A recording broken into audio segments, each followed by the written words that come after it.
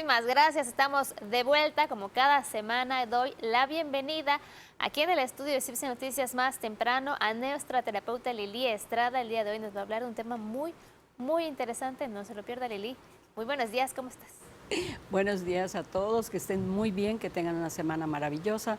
Vamos a hablar de un tema que no es agradable de manejar, pero es necesario. Hay que hablarlo, hay que afrontarlo, hay que asumirlo, que es el duelo por una pérdida. ¿Qué es el duelo? Es una pérdida de un ser querido, cercano, que fallece y no sabemos ni qué hacer, ni cómo reaccionar. El duelo por muerte. El duelo de muerte, ¿sí? Entonces, ¿qué es el duelo? ¿Qué es la pérdida? A veces nos da un poco de tiempo. Por ejemplo, la semana pasada hubieron 2 muertes entre las gentes del medio artístico, Fernando del Solar y la señora Susana Dos Amantes. Susana Dos Amantes tenía un cáncer terminal de páncreas y su familia se preparó y ella murió. También este muchacho tenía, entiendo, un daño desde hace 10 años, pero aparentemente está muy bien, y más iba a venir a Mérida ese día para dar una conferencia y no llegó, ¿sí? Que ahí viene la diferencia, Lili, de el tipo de muerte, también es el tipo de duelo. Sí, porque no es lo mismo estar preparados o tener un previo, un aviso, está mal, estás permanentemente yendo a ver al médico, ingresando, etcétera. Sabemos que va a pasar en algún momento. Va a pasar en algún momento, pero cuando de repente abres una puerta y encuentras una persona muerta, y una persona joven sobre todo, entonces no es lo mismo que fallezca una persona de 90 que fallezca una persona de 20 para arriba, ¿sí? O un jovencito, un niño, ¿verdad? La pérdida es muy fuerte, es muy intensa. Es un proceso muy difícil que todo el mundo la pasamos de diferente manera, aún estando en la misma casa, que sea nuestra misma mamá, etcétera. Todos lo asumimos diferente y hay gente que dice, no, es que es un insensible, mira que no llora. Hay gente que no puede llorar. O tal vez sonríe, pero ¿Sí? es una risa que no sabes qué hacer, involuntaria, no sabes cómo sacar tu emoción, ¿verdad? Entonces, ¿qué es lo que pasa? Que a veces la mayor parte de las personas tenemos que pasar a fuerza los 5 pasos del duelo, las 5 fases, y después adaptarnos y regresar a nuestra vida de una manera diferente, entendiendo muchas cosas. Hay gente que, por ejemplo, se muere alguien y agarra toda su ropa, sus cosas, las pone en la calle, que le vaya bien, o va y la regala en un albergue, ¿ok? Y hay personas que se aferran y que nunca en la vida sueltan la ropa, ni los accesorios, ni nada. Entonces ya pasaron 5 años, ¿qué hace esa ropa ahí? Podría beneficiar a alguien, pero no es que lo haga a propósito, no puede hacerlo, o es su manera de hacer su duelo. Cada persona reacciona diferente y tiene sus procesos. Tiene su proceso, tiene su creencia. No es lo mismo que fallezca una persona en América, que fallezca en la India, ¿verdad? Que fallezca en África. En África todos se dedican, las tribus durante 3 o 4 días, ponen el cadáver y se ponen a llorar, a gritar, se cierra todo, hacen su duelo y después lo entierran y todo el mundo sigue su vida normal. Nosotros no, ¿verdad? Hay gente que, por ejemplo, lleva las cenizas a su casa y las deja ahí para siempre. Hay gente que la llevamos a la iglesia. O sea, depende de nuestra cultura, depende de nuestra formación, depende de nuestro contexto, depende de qué tan cercanos están. No es lo mismo que fallezca una mamá que un hijo. ¿Sí? Hasta dicen que pues, eres huérfano cuando se va tu papá y tu mamá, pero cuando muere un hijo no hay nombre, porque se supone que eso no debe de pasar, y sin embargo sucede, ¿sí?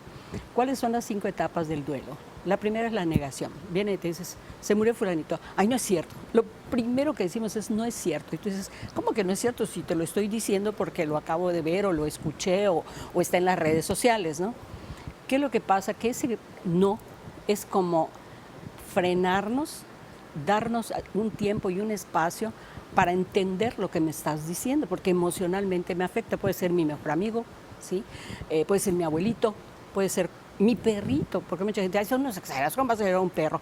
Yo tuve una gata 23 años y mi contrato que hice con mi último trabajo era, si se muere mi gata, ya tenía 15 años conmigo, yo voy a tomarme 5 días y no me pueden tomar ni a cuenta de vacaciones y me las tienen que pagar.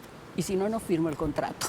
Entonces tú me decías, ¿estás loca, de verdad? Sí, porque la voy a llorar 5 días, porque es mi gata de 15 años. Claro. Terminé mi contrato y después se le murió mi gata. Entonces no necesité mis 5 días, pero ya los tenía yo estipulados como parte de mi cláusula de contrato. ¿Por qué? Porque era mi compañera.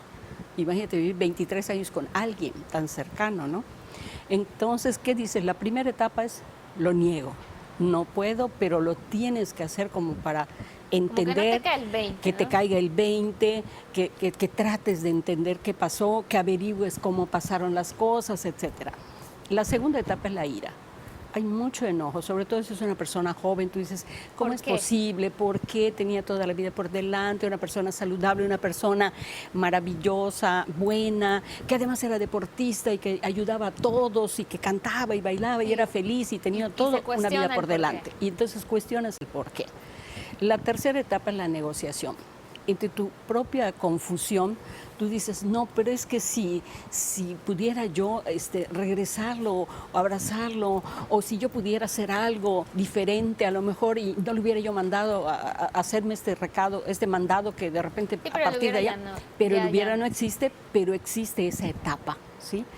La cuarta etapa, que es la más difícil, es la de la aceptación, la del duelo propiamente dicho, donde ya puedes explotar tus emociones, tu dolor, tu llanto, donde te deprimes, donde te tiras hasta el fondo del piso y no sabes qué hacer y no haces nada, no puedes casi ni respirar, no te puedes bañar, no puedes ir y decirle a alguien, ¿verdad?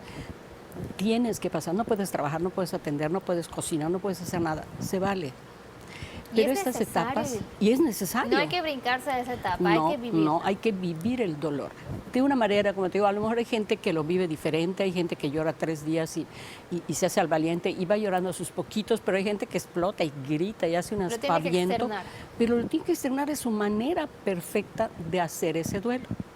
Y la última, que es la aceptación, que es donde nosotros regresamos a nuestra vida cotidiana, a pesar, no quiere decir, porque hay gente que regresa antes también y dice, ay, mira, qué insensible. No, no quiere decir que no le duela. No quiere decir que no le duela, no quiere decir que tenga que sentir culpable, ¿sí?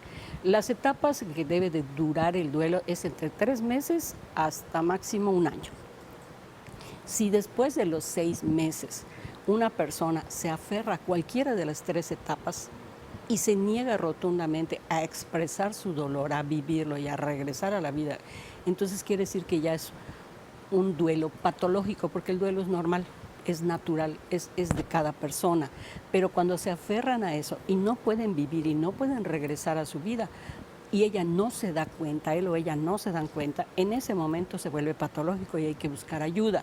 Se puede buscar ayuda con un tanatólogo, que afortunadamente tenemos muy buenos en Mérida, con un psicólogo, con un psiquiatra, con un sacerdote, con alguien que te pueda ayudar y que te pueda hacer entender en tu proceso. Es muy importante la red de apoyo emocional, familiar que tenemos alrededor, entender a la persona, porque no es lo mismo que sea tu esposo, ¿verdad?, que es tu compañero de vida, a que sea tu papá. Pues sí, es tu papá, pero es mi esposo de hace 60 años, entonces no es lo mismo, no lo vamos a vivir igual, por mucho que lo amemos a la misma persona, la amamos de diferente manera, ¿sí?